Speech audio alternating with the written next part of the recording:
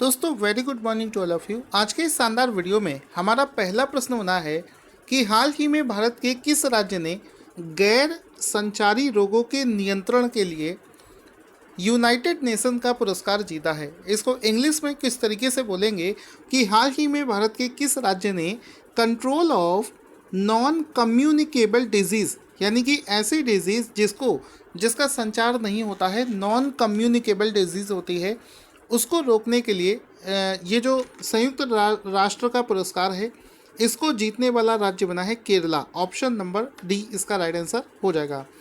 दिमाग में अच्छे तरीके से बिठा लेना, जो चीज़ भी बोलते चलूँगा उसको वीडियो को पॉज करके मेमोराइज करते हुए चलना। तो केरला इसका राइट आंसर हो जाएगा। अब इसमें हम लोग इसका फ़ोटो देखकर समझते हैं सो दैट आप इसको लंबे समय तक याद रख पाएँ। इसमें फ़ोटो में लिखा है कि केरला विंस, यहाँ पर एक बार फिर से दिखा देता हूँ, केरला विंस यूनाइटेड नेशन का award for control of non communicable diseases. ठीक है, यहाँ पर आप यूएन का फोटो भी देख सकते हैं जिसने इस अवार्ड को जीता है, जिसने इस अवार्ड को प्रदान किया है। अब चूंकि इस क्वेश्चन से हम लोगों ने एक डिजीज़ के बारे में जाना है, डिजीज़ से जुड़ा हुआ क्वेश्चन है, इस वजह से इसके इम्पॉर्टेंट पॉइंट्स को समझते हैं। इससे जुड़ा हुआ जो रिलेटेड स्टैटिक जीके है वो क्या बन सकता है। अक्सर आपने देखा होगा एग्ज़ाम में स्टैटिक जीके का एक क्वेश्चन पूछा जाता है कि आपको एक 4 बीमारियां दे रखी होंगी, उनमें से आपको बताना होता है कि इनमें से कौन सी जो बीमारी है वो वायरस की वजह से हुई है, या बैक्टीरिया की वजह से हुई है, या फिर प्रोटोजोआ की वजह से हुई है, या फिर वॉर्म्स की वजह से हुई है। बहुत ज़्यादा पूछे जाने वाले क्वेश्चन हैं। तो आपको मैंने एक पूरी लिस्ट दे रहा हूँ जिसमें कि वायरस से होने वाले रोग और कौन से वायरस में से कौन से वायरस से वो बीमारी होती है वो भी दे रखा है, बैक्टीरिया से होने वाले रोग और कौन सी बैक्टीरिया से होता है वो भी है इसमें। इसी तरीके से प्रोटोजोआ और वॉर्म से होने वाली सारे जितने भी क्वेश्चन बन सकते हैं, पूरी लिस्ट इसी क्वेश्चन के नीचे इस वजह से रख दी है कि जब आप इसको रिवीजन करोगे तो आपको फ़ायदा ये होगा कि लगे हाथ करंट अफेयर्स के साथ साथ स्टैटिक जीके का ये पार्ट अच्छे तरीके से तैयार हो जाएगा। जैसे फिर भी मैं इसको फटाफट से आपको बता देता हूँ कि वायरस से कौन कौन सी बीमारी हो जाती है। चिकन पॉक्स हो जाता है, स्मॉल पॉक्स हो जाता है, कॉमन कोल्ड हो जाता है, एड्स हो जाता है। ये सभी वायरस से होने वाली बीमारियां हैं।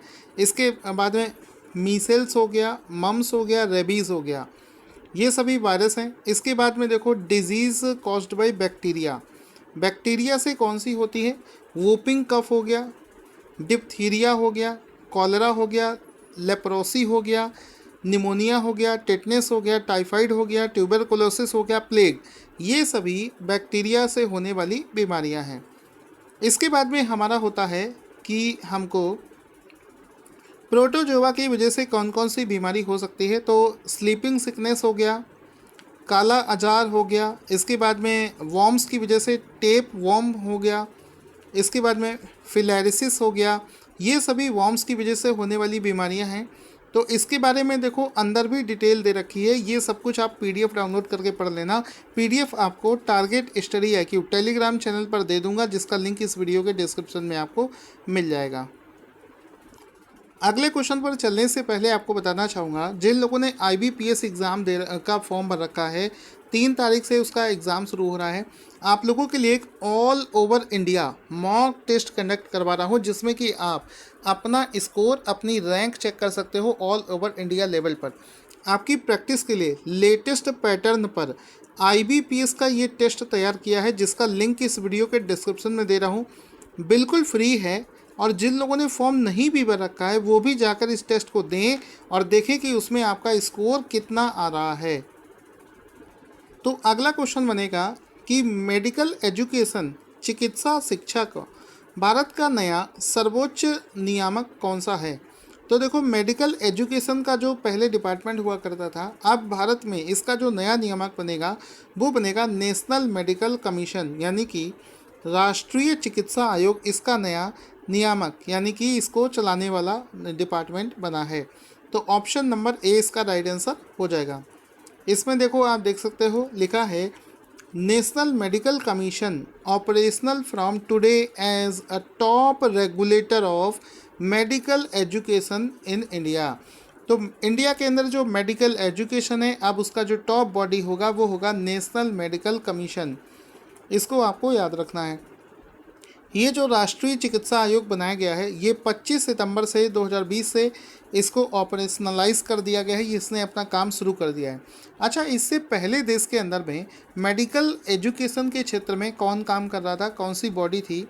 तो वो थी मेडिकल काउंसिल ऑफ इंडिया, वो काम कर रही थी, जिसको डिसॉल्व कर दिया गया है और उसकी जगह यहाँ पर अब ले लेगा राष्ट्रीय चिकित्सा आयोग, ये उसकी जगह ले लेगा। तो ये इम्पॉर्टेंट क्वेश्चन है, आपको याद रखना है। करंट अफेयर्स का अगला मोस्ट इम्पॉर्टेंट क्वेश्चन बनेगा, ज्ञानपीठ पुरस्कार 2020 के 55वें संस्करण को किसे सम्मानित किया गया है? मोस्ट इम्पॉर्टेंट क्वेश्चन है, शायद ही किसी एग्जाम में ना पूछा जाए।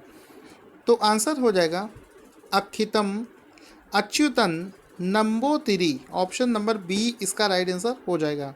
ज्ञानपीठ पुरस्कार का जो 55वां संस्करण है, एक बार फिर से इसका आंसर देख लेना, अक्षितम अच्युतम नंबोतिरी, इसका राइट आंसर हो जाएगा। ज्ञानपीठ पुरस्कार के 55वें संस्करण का अवार्ड उनको दिया गया है।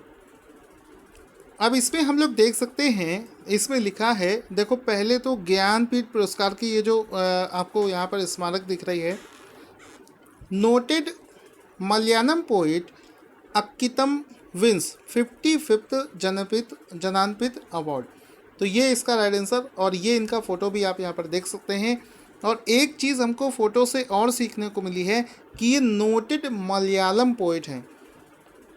तो आपसे एग्ज़ाम में ये भी पूछा जा सकता है कि इस वर्ष का जो 55वां जनानपीठ अवार्ड है, ये कौन सी भाषा के कवि को दिया गया है? तो ये मलयालम भाषा के कवि को प्रदान किया गया है। अब इसके बारे में इसका इम्पोर्टेंट पॉइंट्स जानते हैं कि ये जो मलयालम कवि हैं अक्कितम अच्युतम नंबोतिरी, उनको ये पुरस्कार दिया गया है और ये साहित्य के क्षेत्र में दिया जाने वाले सर्वोच्च साहित्यिक पुरस्कार है, जो कि केवल उन भारतीयों को दिया जाता है जिनको भारतीय संविधान में जो भाषाएं दे रखी हैं उनके उन भाषाओं में लेखन का काम करते हैं, तो उनको दिया जाता है। और ये मलयालम भाषा के कवि हैं जिनको ये पुरस्कार दिया गया है। साथ ही साथ मैं आपको एक चीज़ बताना चाहूँगा, किसी भी क्वेश्चन को घुमा फिराकर कई तरीक़ों से पूछा जा सकता है। इस वजह से क्वेश्चन के अंदर में जितने भी पॉइंट्स बता रहा हूँ उनको भी समझते हुए चलना, अदरवाइज़ आप कहोगे कि सर आपका पढ़ाया हुआ नहीं आया। इस वजह से कह रहा हूँ, सारी चीज़ें पढ़कर चलोगे तो शायद ही कोई ऐसा क्वेश्चन बचेगा जो हमारे करंट अफेयर से बाहर हो। सारे क्वेश्चन करवा दूँगा। क्वेश्चन बनेगा, किस राज्य ने मुख्यमंत्री ग्राम्य परिवहन अचोडी योजना को शुरू किया है? तो आंसर हो जाएगा कि हाल ही में असम सरकार के द्वारा इस योजना को शुरू किया गया है। ऑप्शन नंबर बी इसका राइट आंसर हो जाएगा। योजना का नाम अच्छे से देखेंगे, किस राज्य ने मुख्यमंत्री ग्राम्य परिवहन अचोडी योजना को शुरू किया है? तो असम इसका राइट आंसर हो जाएगा। Option number B will be the right answer. You can see here लिखा है, सीएम सर्बानंद सोनोवाल लॉन्चेस मुख्यमंत्री ग्राम्य परिवहन अचोडी योजना। अब इसमें फ़ोटो में आपको दिख रहा होगा कि किसी वाहन को ये हरी झंडी दिखा रहे हैं, किसी एक दूसरे व्यक्ति को वाहन का ड्राइविंग लाइसेंस और वाहन की चाबी दे रहे हैं। मतलब साफ है कि ये परिवहन से संबंधित कोई योजना है जिसको असम के मुख्यमंत्री ने लॉन्च करे हैं। तो इसके जितने भी इम्पॉर्टेंट पॉइंट्स हैं उसको समझते हैं कि पहला तो किसने शुरू किया है, ये मैं आपको बता चुका हूँ। और ये देखो, वाहन को हरी झंडी दिखाने का मतलब है कि असम के जितने भी ग्रामीण क्षेत्र हैं वहाँ पर कनेक्टिविटी को बढ़ाने के लिए, अच्छी कनेक्टिविटी हो, चाहे वो गांव हो चाहे छोटे से छोटा गांव हो, वहाँ पर उसके लिए वाहन सुविधा उपलब्ध होनी चाहिए। तो इन सभी चीज़ों को कनेक्टिविटी बढ़ाने के उद्देश्य से कई गरीबों को इन्होंने मोटर व्हीकल की सर्विस भी शुरू करी है, साथ ही साथ में उनको मोटर व्हीकल प्राप्त भी करवाया है, दिया भी है। तो इन सभी चीज़ों को लेकर इस योजना को शुरू किया गया है असम राज्य में। अगला क्वेश्चन बनेगा, विश्व पर्यटन दिवस वर्ल्ड टूरिज्म डे प्रत्येक वर्ष किस दिन मनाया जाता है? तो आंसर हो जाएगा कि इस दिवस को 27 सितंबर को मनाया जाता है। ऑप्शन नंबर डी इसका राइट आंसर हो जाएगा। 27 सितंबर को वर्ल्ड टूरिज्म डे मनाया जाता है। ऑप्शन नंबर डी इसका राइट आंसर हो जाएगा। इसमें आप देख सकते हैं वर्ल्ड टूरिज्म डे 27 सितंबर को हर साल मनाया जाता है। इसका फ़ोटो भी आप यहाँ पर देख सकते हैं। साथ ही साथ में दोस्तों वर्ष 2020 के लिए इस दिवस की जो थीम है वो है टूरिज्म एंड रूरल डेवलपमेंट। ये इसकी थीम है जो कि आपको पता होना चाहिए वर्ष 2020 के लिए। और मैंने आपको लेटेस्ट पैटर्न आपको बता चुका हूँ, किसी भी एग्ज़ाम का पेपर उठाकर देख लेना, वो वाले दिवस के क्वेश्चन ज़्यादा पूछे जाते हैं जिसकी एक थीम होती है, और उसमें आपसे दिवस का नाम नहीं पूछा जाएगा, उस दिवस की थीम सबसे ज़्यादा इंपॉर्टेंट होती है। इस वजह से आपने देखा होगा मैं कई दिनों से आपको एक भी दिवस का क्वेश्चन मिस नहीं कर रहा हूँ, क्योंकि इसकी थीम इंपॉर्टेंट हो गई है। इसके बाद में क्वेश्चन है कि वर्ष 2020 का भारत और जापान समुद्री द्विपक्षीय अभ्यास जिसका नाम है जिमेक्स 20 नौसेनाओं के बीच में कौन सा संस्करण इसका आयोजित किया गया है? तो आंसर हो जाएगा इसका चौथा संस्करण हाल ही में आयोजित किया गया है भारत और जापान के बीच में। घुमा फिरा कर भी पूछ लेते हैं कि बताओ ये जो जिमेक्स नाम का एक्सरसाइज है ये भारत और किस देश के बीच में हुआ है भाई? तो फटाक से बता देना, भारत और जापान के बीच में इस एक्सरसाइज को आयोजित किया गया है। तो इसमें देख सकते हो ये है जापान, ये है भारत, और ये रहा जिमेक्स 20। जिमेक्स 20 इंडिया और Japanese naval drill kicks off in Arabian sea. Arabian sea में इस एक्सरसाइज को आयोजित किया गया है। दोस्तों माइक्रो प्रोसेसर हम सभी लोग जानते होंगे, किसी भी इलेक्ट्रॉनिक डिवाइस में जो मेन कंपोनेंट होता है वो उस डिवाइस का माइक्रो प्रोसेसर भी कहा जाता है। तो भारत का स्वदेश में निर्मित यानी कि देसी टेक्नोलॉजी से निर्मित माइक्रो प्रोसेसर जिसका नाम है मौजिक किस संस्थान के द्वारा विकसित किया गया है? आंसर हो जाएगा IIT Madras. Option number C इसका राइट आंसर हो जाएगा कि आईआईटी मद्रास के द्वारा एक माइक्रो प्रोसेसर है जिसका नाम है मौजिक, उसको डेवलप किया गया है। तो ऑप्शन नंबर डी इसका राइट आंसर हो जाएगा। इमेज आपको दिखाऊंगा तो आपको बहुत अच्छे से समझ में आएगा। इसमें ये आपको माइक्रो प्रोसेसर म्यूपी इसको बोलते हैं शॉर्टकट में। आईआईटी मद्रास डेवलप्स अब टू and boots up Moushik microprocessor. Researchers at IIT Delhi develops in house microprocessor जिसका नाम है मौजिक, और आईआईटी मद्रास का फ़ोटो भी है। विश्वास मानिए जब आप पीडीएफ को पढ़ेंगे इतना शानदार अनुभव आपको होगा कि सिर्फ फ़ोटो भी अगर आपने देख ली तो आपको पूरा याद हो जाएगा। इंटरनेट पर एक सिंगर हैं, वैसे तो मैं भी इनको बहुत ज़्यादा फॉलो नहीं करता था। इंटरनेट पर कल अचानक से जब इनका निधन हो गया तो एक फ़ोटो वायरल हो रही थी जिसमें एक सिंगर थे, उनके गानों के साथ में इनकी फ़ोटो शेयर करी जा रही थी जिसका नाम है एसपी बाला सुब्रमण्यम। एसपी बाला सुब्रमण्यम, ठीक है, इनकी फ़ोटो। और जब इनके गाने के साथ में इनकी फ़ोटो रिलीज़ करी गई तो फ़ोटो से तो मैं नहीं जानता था, लेकिन इनके गाने बड़े फेमस हैं, ठीक है। तो इनका हाल ही में निधन हो गया है। ये किस क्षेत्र से संबंधित थे? तो एसपी बाला सुब्रमण्यम जो है ये एक गायक हैं। ऑप्शन नंबर ए इसका राइट आंसर हो जाएगा। इनका फ़ोटो मैं आपको दिखा देता हूँ। ये वो सिंगर हैं जिन्होंने कई फेमस सॉन्ग गाए हैं, हम लोगों को पता भी नहीं है कि ये गाना इनके द्वारा गाया हुआ है, लेकिन वो बड़े फेमस गाने हैं। आप इनके नाम की सर्च करेंगे तो आपको इनके सारे गाने दिख जाएंगे। अगला शानदार क्वेश्चन बनता है कि international film festival of India IFFI क्या जो इसका जो 51वां संस्करण है, 51वां संस्करण अगले साल 16 से 24 जनवरी तक किस राज्य में आयोजित किया जाएगा? तो आंसर हो जाएगा इसका जो 51वां संस्करण है इसको गोवा में आयोजित किया जाएगा। इस बार आयोजित किया जाना था लेकिन इसको कोरोना के चलते पोस्टपोन कर दिया गया है। अब इसको अगले साल 16 से 24 जनवरी को आयोजित किया जाएगा। गोवा में इसको आयोजित किया जाएगा और ये इस बार गोवा में आयोजित होने वाला 51वां संस्करण है जिसको 2020 की जगह 2021 में आयोजित किया जाएगा। तो ऑप्शन नंबर डी इसका राइट आंसर हो जाएगा। अगला शानदार क्वेश्चन बना है कि निम्नलिखित में से कौन राफेल लड़ाकू विमान उड़ाने वाली भारत की पहली महिला फाइटर पायलट बनने के लिए तैयार हैं? तो आंसर हो जाएगा Shivangi Singh. Option number B इसका राइट आंसर हो जाएगा। अभी कुछ दिनों पहले हम लोगों ने क्वेश्चन किया था जिसमें हमने आपको दो फीमेल ऑफिसर्स का नाम बताया था। इनमें से एक कुमुदिनी त्यागी थी, दूसरी थी रीति सिंह। अब देखो आज जो क्वेश्चन बना है राफेल फाइटर, जिसके बारे में अभी हम लोग खूब सुन रहे थे, उसकी शिवांगी सिंह जो है पहली महिला फाइटर बनेगी। अब देखो इसमें फ़ोटो आप देख सकते हैं, आपको याद करवाने के लिए फ़ोटो से ही देखो क्या समझ में आता है। लिखा है कि वाराणसी शिवांगी सिंह। तो एक क्वेश्चन तो यहाँ मिल गया कि वो उत्तर प्रदेश की रहने वाली हैं और उत्तर प्रदेश के बनारस की रहने वाली हैं। Set to become India's first women fighter pilot to fly Rafale. Rafale को उड़ाने वाली भारत की पहली महिला फाइटर बनेगी। इंडियाज़ विमेन पायलट, ये आप देख सकते हैं, बहुत ही प्राउड की बात है सभी लोगों के लिए।